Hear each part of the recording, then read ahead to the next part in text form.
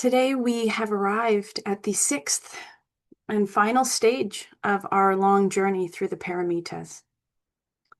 So these six liberating qualities that, taken together, form a kind of raft to carry us towards that other shore of greater freedom and compassion. And of course, as you'll remember, rather than seeing them as perfections to achieve, we have been holding these qualities as seeds already planted within us and learning to cultivate the conditions they need to grow. And before we move ahead, we're going to take a brief look back on the paramitas we've already explored. So we began with dana, or generosity, which we compared to a stream that nourishes in a reciprocal way when it is fed and allowed to flow. Next was sila, which invited us into wholeness through the ongoing work of living into alignment in a way that honors our belonging to the wider web of life. With kshanti, we practiced a patient, spacious willingness to include what's slow or difficult by widening at our edges a little at a time, the way lichen does. Then virya showed us a kind of effort that flows from love and aliveness, kind of like the sea otter, who embraces life with whole-bodied, joyful engagement. And just last time was dhyana, where we considered how settling and softening allow the water of the mind and heart to become still enough to see clearly. And today, we will explore the final paramita, which is called Prajñā, or wisdom. And I think there's something fitting about arriving here as the final stop on this journey. The full name of this quality is Prajñā Paramita, which, recalling the translation of paramita we're working with, can be understood as the wisdom that has crossed to the other shore. But as we said at the beginning of this series, the other shore is not some distant destination, right? So it points to the possibility of living each moment with greater presence, openness, and compassion and freedom. So Prajñā is less a far-off promised land than the wisdom that helps us recognize and inhabit that way of being in this very life, the moments we're in right now. And I want to invite us to pause for a moment with the word wisdom, which is another of these somewhat slippery words that can mean many things. For our purposes, wisdom is not the same as knowledge, okay? So teachings and study and facts can support it, but prajna is not something we possess or accumulate. Thich Nhat Hanh preferred the word understanding here because understanding is living and fluid, whereas knowledge, kind of interestingly, can become an obstacle when it hardens into a fixed view that we aren't willing or able to see beyond. So prajna points towards a living understanding, and this is where it builds directly on dhyana. Last time, we cultivated the capacity to see clearly, or to let the pool settle, so that the mind and heart can perceive what is actually here. Prajna takes that seeing one layer deeper, because there's a difference between seeing clearly and understanding the nature of what we see. So we might think of it like this. Dhyana settles the water so that we can see the contents. Prajna sees into the nature of the water itself. And that means today we're not endeavoring towards a clearer picture of things. but towards a different understanding of what things actually are, and the particular kind of freedom that that understanding can bring.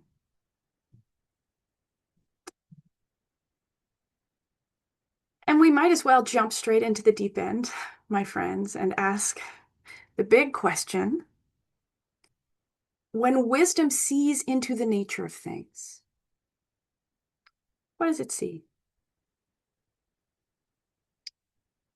In the Mahāyāna tradition that we've been drawing from in this series, the heart of Prajñā is an insight that the tradition calls śūnyatā, which is usually translated as emptiness.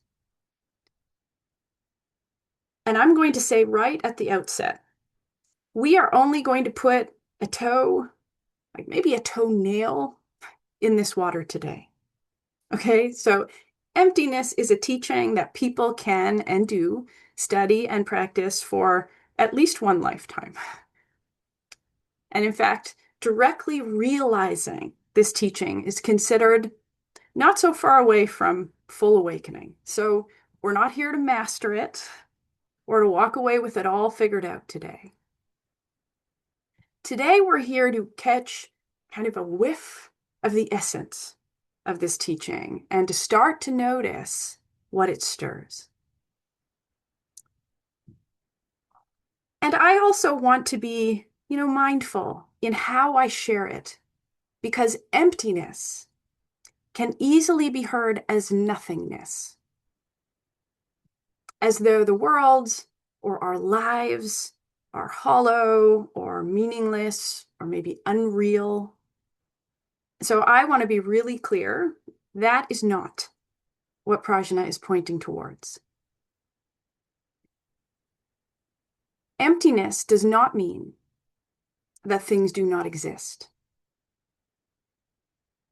It means they do not exist in the fixed, independent way that they often appear to. When we look closely, we see that everything arises through causes and conditions and parts and relationships. Everything is changing. And nothing possesses a sealed off essence that's all its own. Now, this does not erase our distinctness or our boundaries or the consequences of how we impact one another. So we aren't disputing that conventionally, I'm me, you are you, the chair you're sitting on or the couch is the chair or the couch. And because these distinct forms continually affect and shape one another, how we interact, how we embody these forms definitely matters. But Prajñā sees that at the deepest level, none of us stands alone. And Thich Nhat Hanh offered a word for this. It's going to be very familiar to most of you. It's one I use here a lot. Interbeing. I find this such an elegant and simple way to say nothing is only itself or by itself. Everything inter is. Okay? And this is the frame that I really want to communicate as we contemplate the wisdom of emptiness. To be empty of a separate existence is to be full of everything else.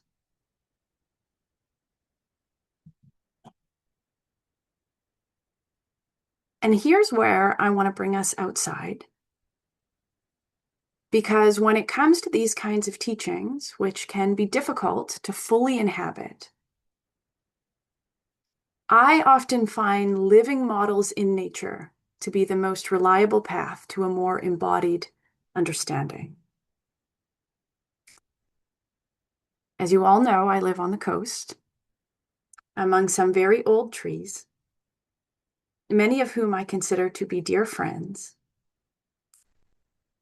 And yet, for a long time, I looked at a great grandma cedar or a big old Douglas fir, the way many of us probably do, as a single separate form of life, right? So a tree. Well, then I learned some things that helped me to reconsider what that tree is actually made of. In coastal communities like mine, each autumn the salmon return from the sea and they swim up the streams to spawn and eventually die. And the bears and the eagles and the wolves, the gulls, they carry them to eat in the shelter of the forest. And what remains of their bodies break down into the soil. So the nitrogen they carried in from the deep ocean is drawn up into the roots and trunks and the needles of trees that are standing hundreds of feet above the water. And in this way, you can literally measure the ocean inside the wood.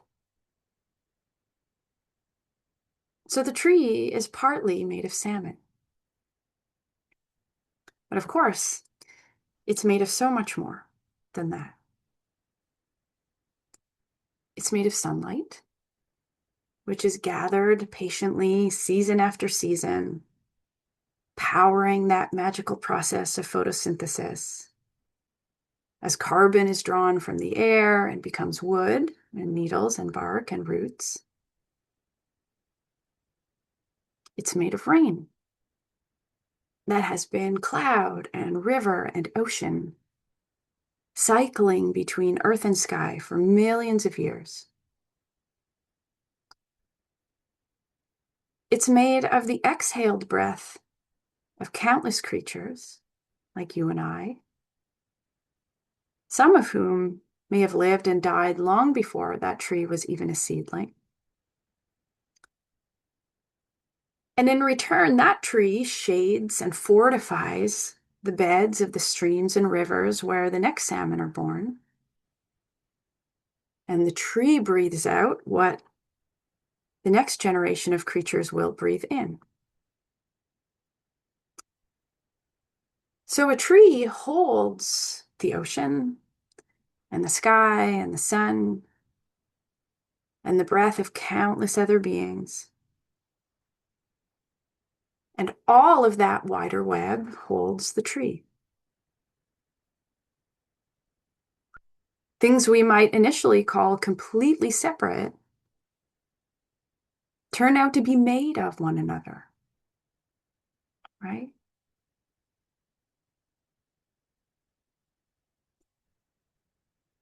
There's a line from a great Zen teacher, Dōgen, that I've come to love. And this understanding of the tree is what finally helped it really open up for me so I could receive it.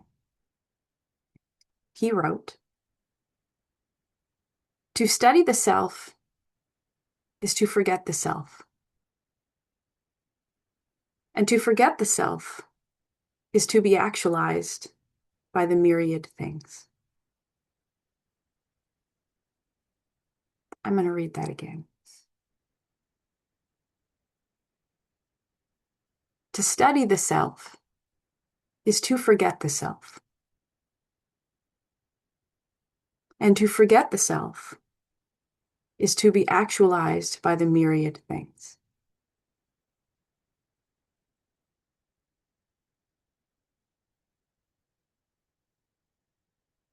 Now that can sound like a riddle until you look at the tree. The tree doesn't make itself or grow itself or achieve itself from its own hard work or knowledge or resourcefulness. The tree is continually brought forth in relationship with the sun and the rain and the salmon, soil, the breath, mycelium, can't leave that out. And this offers a doorway into Dōgen's meaning. To forget the self is not to erase ourselves, but to loosen the habit of placing a separate me at the center. And then the myriad things are no longer merely background or resources to be used. They reveal and sustain and participate in what we are.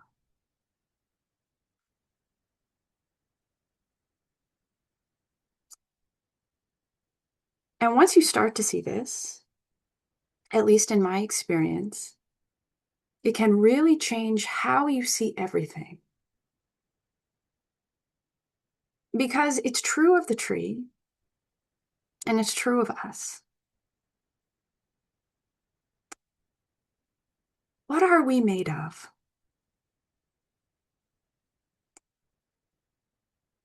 When we reflect on this, there's the food we've eaten, grown in soil, warmed by a sun 90 million miles away. The breath we're breathing right now, offered by trees and plants.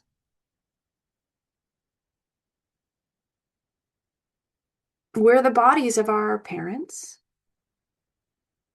and their parents and theirs.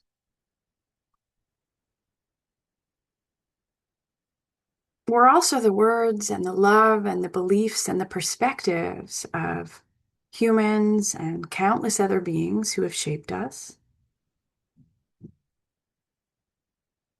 Take all of that away. So everything that is not us. And there is no separate self left standing. Not because we're nothing, but because everything we call self is made of what is not self.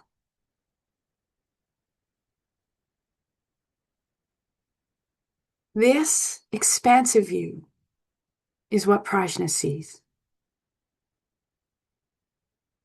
So not a colder, clearer look at separate objects, but straight through the illusion of separateness itself to the truth. Every single thing inter-is.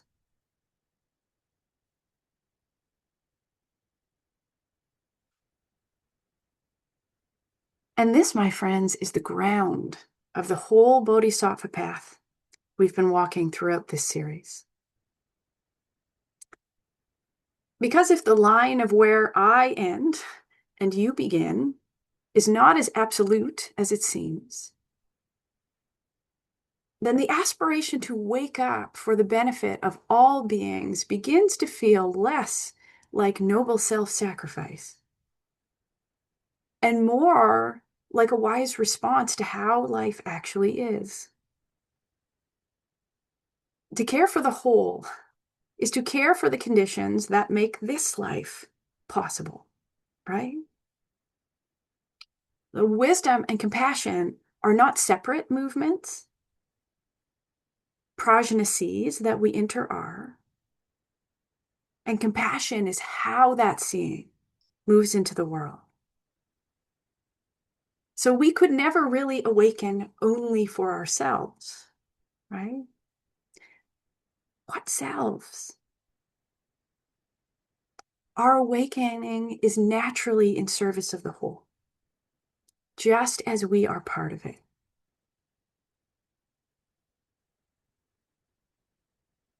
And I want to bring this down to the ground of my own life and practice, because for a long time, I related to this teaching more as a beautiful idea than a lived truth. Until this was a number of years ago, I heard a talk by an insight teacher named Guy Armstrong that helped emptiness, what this really means, land in a much more direct way for me. So until then, I could understand interbeing conceptually, and I could recognize it readily in the natural world, while still experiencing my own life as largely an individual project. So it felt like I had my worth to establish, my wisdom to acquire, my contributions to make. And his teaching helped me to see that the self I was trying so hard to form and secure was really a living, changing system made of relationships and conditions, just like everything. So I was not observing interbeing from a distance. I too was an expression of it. And that recognition became an absolutely critical part of what eventually helped me step into teaching, into doing this.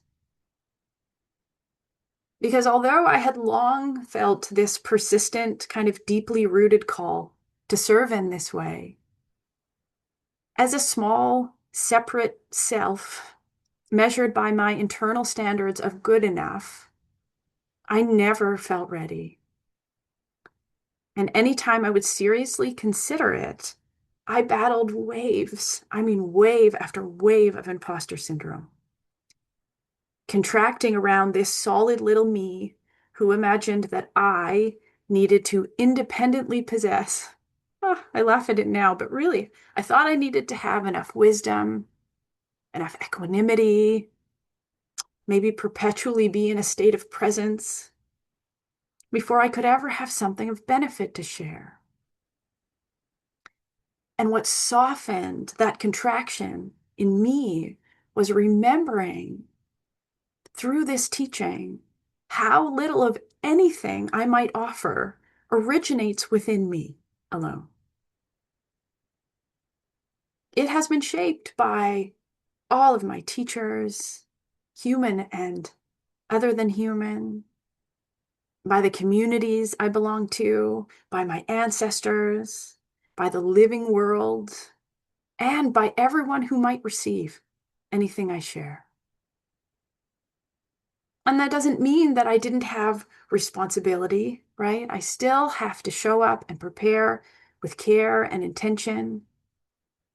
But that task became less about becoming enough and more about participating faithfully in a much larger stream. And that for me is one very powerful application of the wisdom of emptiness. Not the disappearance of self, but relief from the burden of imagining that I must be self-made and self-sufficient. And Prajñā says that this kind of release is available to all of us. When we stop experiencing ourselves as a separate self, defending its borders against a world of separate things, even for a moment, okay? This is rarely a continuous state or awareness. Even for a moment, the suffering that comes from believing we're alone, or that it's all up to us, or that it's us against the world, or that we don't belong, can soften. And you may remember that we began this series with Dharma and the image of an open hand. So Prajñā brings us right back there. Because wisdom loosens our grip on fixed views, on being right, on being in control. So it has this shape of an open hand that is able to give and receive and therefore respond to what is actually here.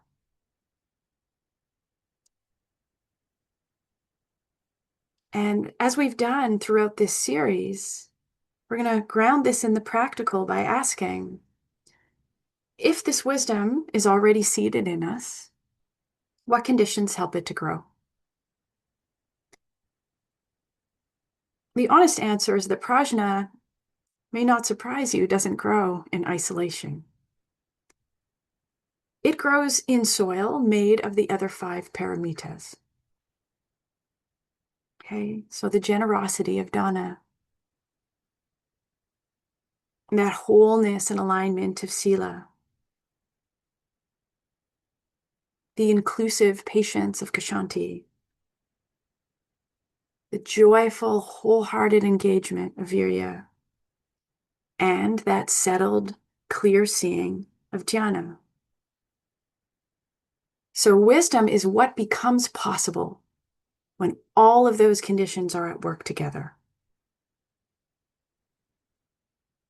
And in addition to those, there are two more that I'll name briefly: humility and curiosity. And they work as a pair. Humility is the willingness not to know. Wisdom has a hard time growing in a mind that already has everything figured out, right? And curiosity is what fills that not knowing space with life and possibility rather than anxiety. And it's the openness to look at the thing we think we already know. So a tree, a chair, another person, and let ourselves wonder again. And consider, what is this really? And then leave enough room for our understanding to ebb and flow, just like the endless stream of change that underlies everything we might see. And so, my friends, here we are. We have met all 6 paramitas, not 6 rungs on a ladder, but a living whole, each one enriching and informing the others. And what I hope is landing today is that prajna is not one more thing to possess. It's a way of seeing that gently loosens the sense of a separate self who imagined it had to achieve any of this alone. We are not crossing the river on a solitary mission, and we never were. We are made of the far shore and the near one and the water in between. And that might be the most fitting way to close this series.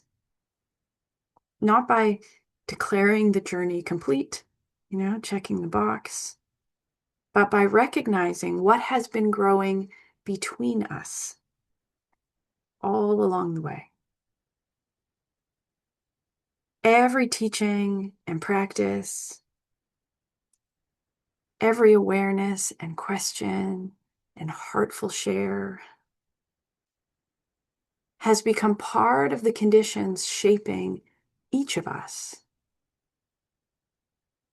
Which means these seeds were never ours alone. And neither was the process of tending. So in our practice today, we're going to begin with the felt sense of this body, and then open to a few of the many conditions with which we are. The earth and our ancestors and our community, before resting into the simple thread of the breath that ties us moment by moment to the whole living world. Not to dissolve or empty ourselves, but to feel in our bones, in our heart, in our awareness, the truth of how fully we belong.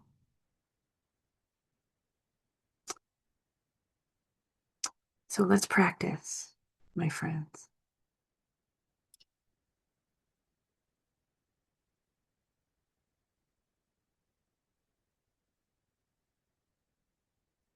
And please prepare the body in whatever way you need to for this period of stillness. Bringing intention and care. So sensing how the body might want to be arranged in a way that feels steady and kind.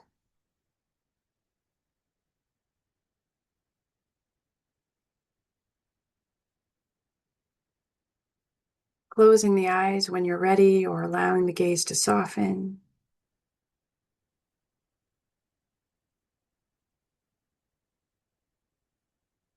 And we'll begin just by drawing the attention inward.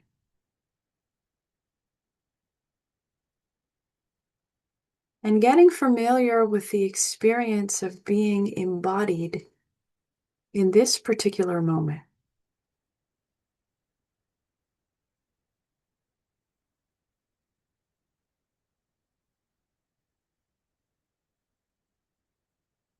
Perhaps scanning through the body, noticing if there are any obvious areas of tension, gripping, holding.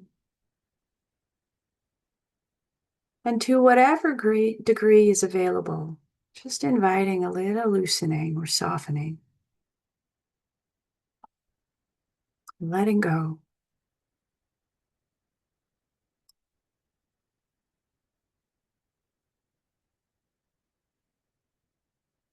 You might let the shoulders drop away from the ears, or the belly soften.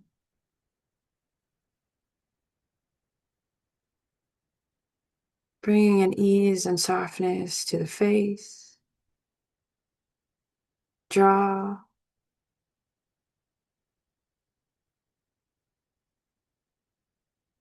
hands, heart.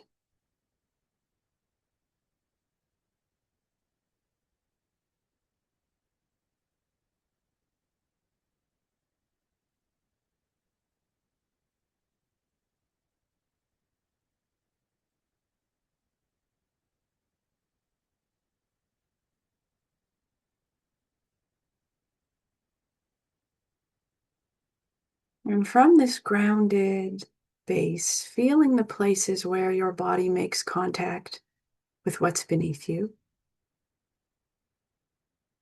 So the pressure, the warmth, the sensations of being supported.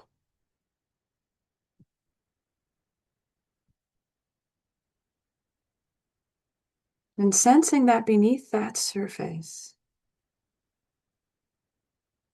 are miles and miles of earth, stone, and water holding you as they always are with ease and care.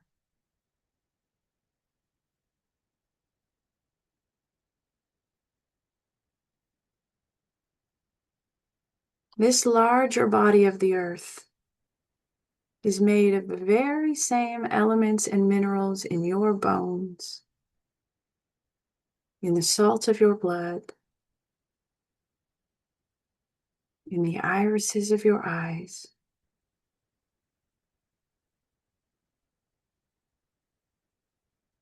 You are not resting on the earth as something separate.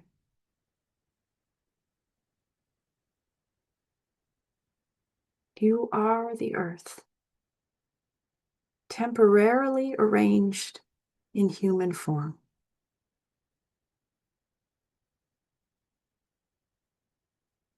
So, as much as you can, letting yourself be held by what you are.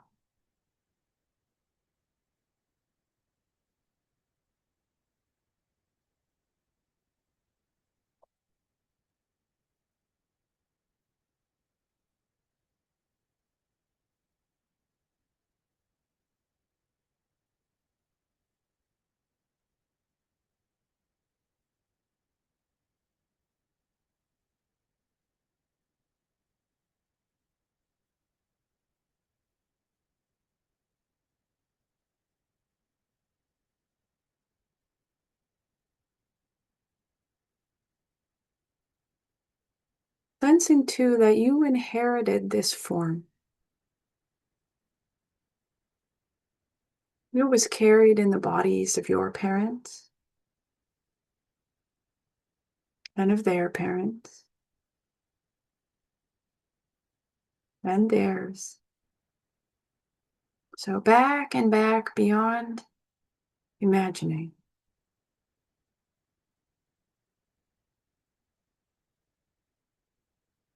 You did not make yourself. You are a continuation.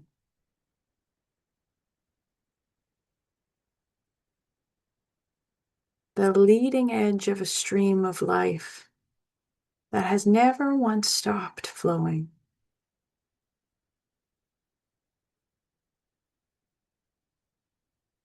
So feeling, if you can, that you are held within that long lineage.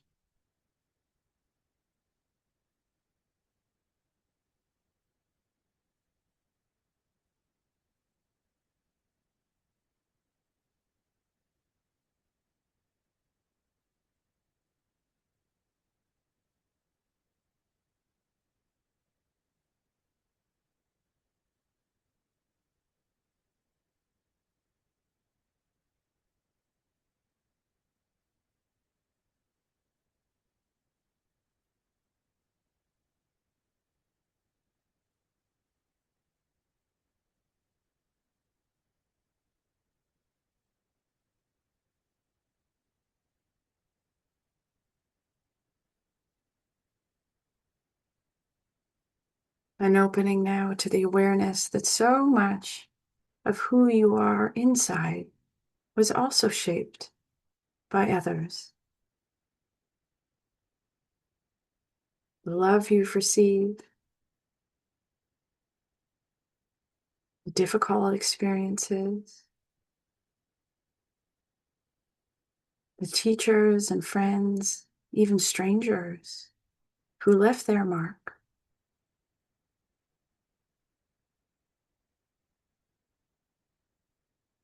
And here, right now, in this very moment, you're practicing inside a circle, a Sangha, of a community that shapes one another.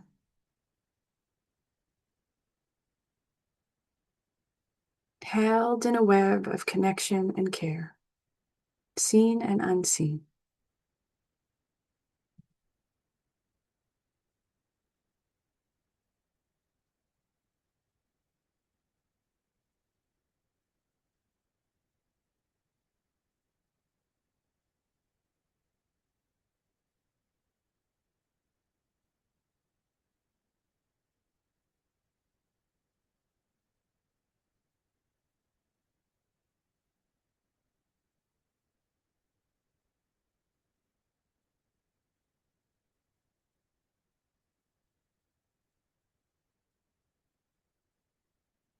And I'll invite you now to draw the attention into focus on one living thread of this breath.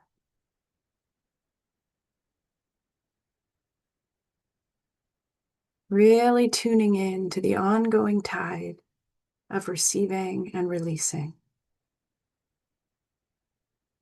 That life-giving flow that is with you all the time.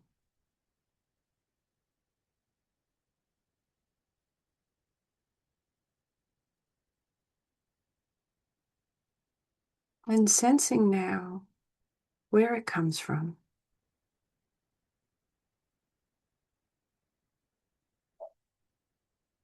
Imagining it tumbling over the coastal mountains,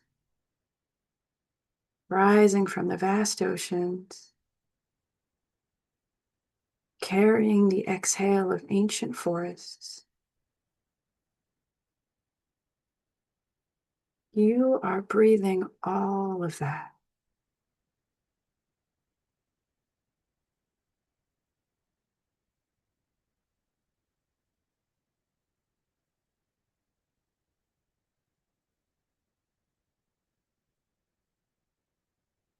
And as you breathe out, you're giving something back.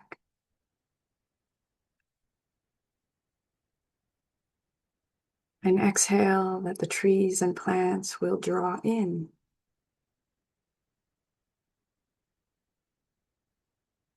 So with each inhale, the world becoming you.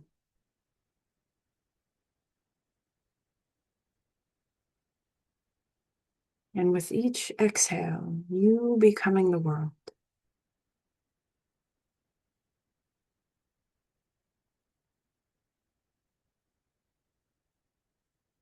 Staying with this exchange. Not thinking about it, but feeling it.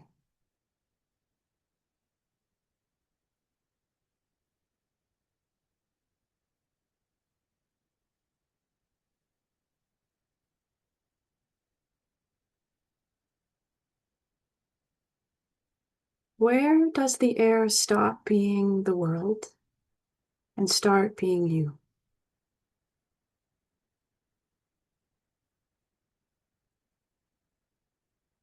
See if you can find that line. Not with the thinking mind, but with a full embodied presence.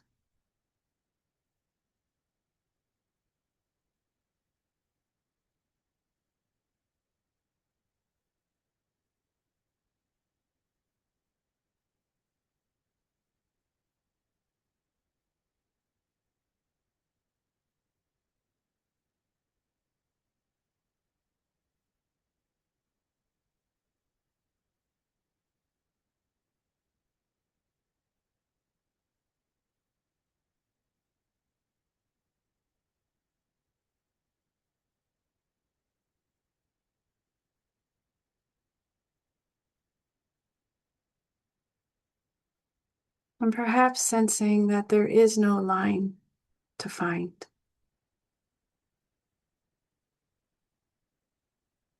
Just breathing and being breathed. Porous and continuous with everything that made you.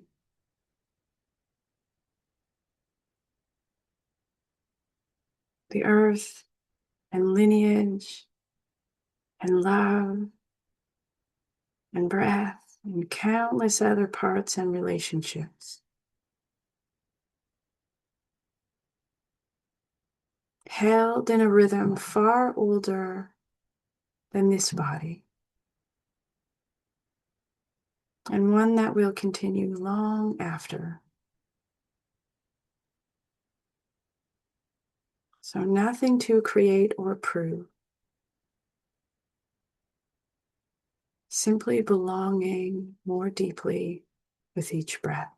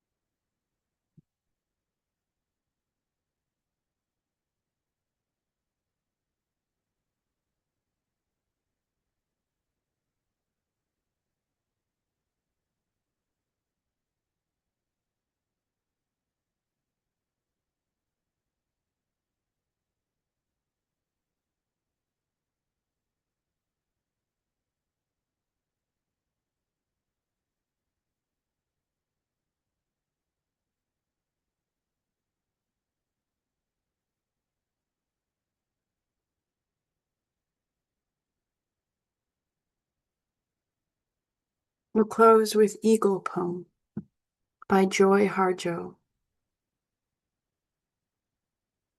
To pray, you open your whole self to sky, to earth, to sun, to moon,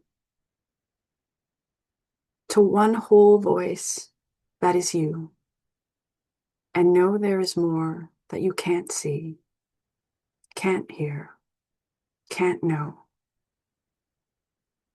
except in moments steadily growing, and in languages that aren't always sound, but other circles of motion.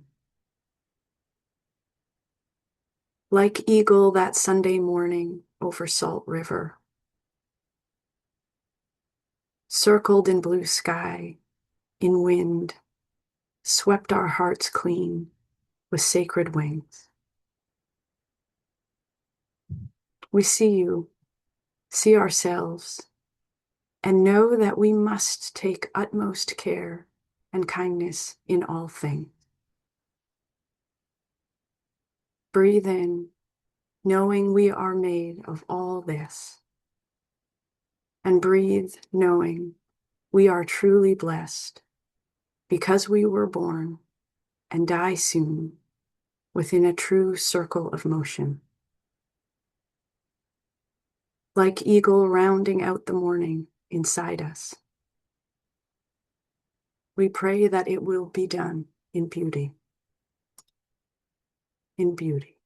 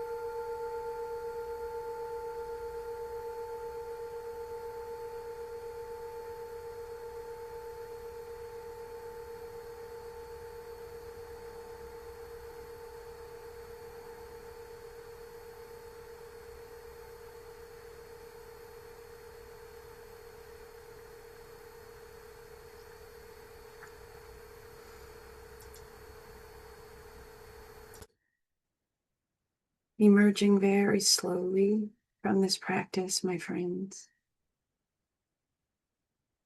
and with a lot of kindness and care for this form.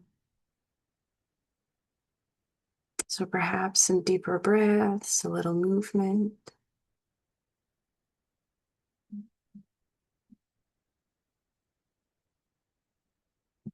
Some gratitude to yourself and the Sangha for being a collective as we practice today.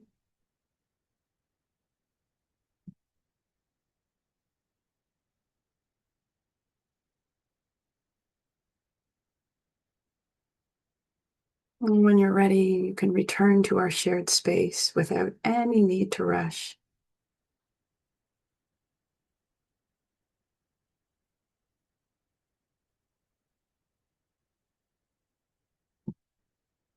Thank you for your practice, my beloved friends.